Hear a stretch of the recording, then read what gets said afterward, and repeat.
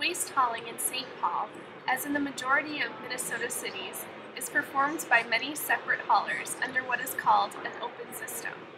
This system provides individuals with greater freedom in choosing their hauler. However, the open structure allows each consumer to choose a hauler independent of their neighbors.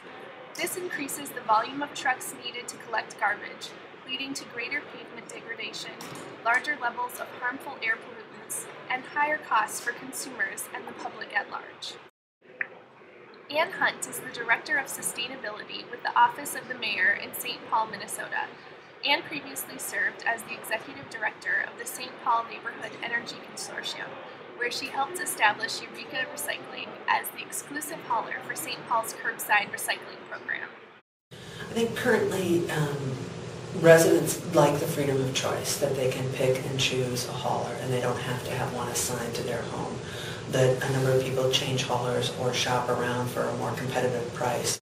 People felt very strongly about supporting the smaller independent garbage hauler. They were worried about the larger monopolies controlling the garbage. They wanted to support the small independent businesses. Jay Coggins is a professor of economics at the University of Minnesota. Professor Coggins offers a different perspective, highlighting the drawbacks of the current open system. Well, I'm a resident of St. Anthony Park in St. Paul, and I've watched with dismay as all these trucks come through my neighborhood for a long time, and lived in a city before this where the city hauled all the garbage and it was part of your tax bill. And I'm quite sure it's more expensive here than it was there to have that service provided. It's vastly more expensive to have all of these trucks come through and pick up every fifth or sixth person and then go a block over and pick up one person there than if one hauler were doing it all. Minnesota Pollution Control Agency recently did a report on and looked at cities that had open hauling and found that the prices were really high, that they varied by hauler. As a study done by the City of Falcon Heights shows, St. Paul's open collection system costs more in each category. Garbage is regulated under the Interstate Commerce Clause, and so you have to follow very clear rules and guidelines and if you were going to be changing your system. It's noisy. It's inconvenient. 7 trucks pass down the alley behind my house every week. There's been complaints about the number of vehicles on the streets. It's clearly one of them. I think people have been concerned also about the wear and tear on the streets. A study done in Roseville showed that, by the Pollution Control Agency, showed that the cost in wear and tear on pavement in streets and alleys is between $20 and $40 per household per year, up to $300,000 for the city per year. The impact of trucks on the streets and alleys of St. Paul is much greater than you would think. In fact, the force exerted on roads by garbage trucks is nearly 1,300 times greater than that of a typical passenger car. And so I know that the pollution, the particulate pollution from these diesel truck engines, is a real threat to public health. Something over 24,000 people a year die early because of particulates in the air. There are clear problems presented by St. Paul's current system of waste collection.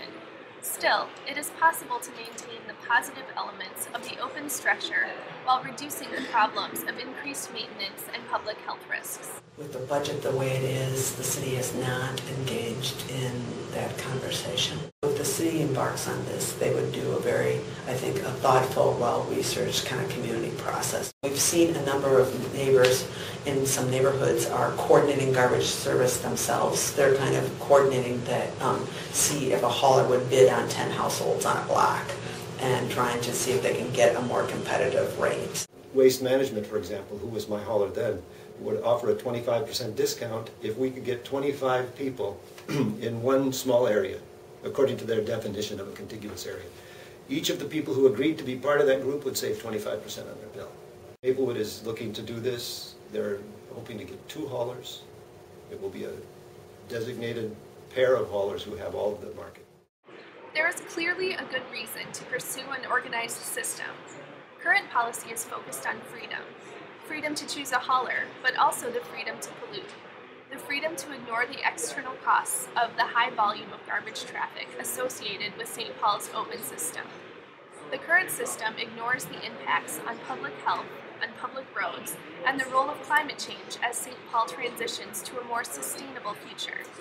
In fact, the Minnesota Pollution Control Agency estimates a 75% reduction in carbon dioxide emissions by changing from an open system to an organized system of waste collection. Since we conducted our interview with Professor Coggins, Maplewood has made the switch away from an open system. Now Maplewood has just one hauler serving all of its residents.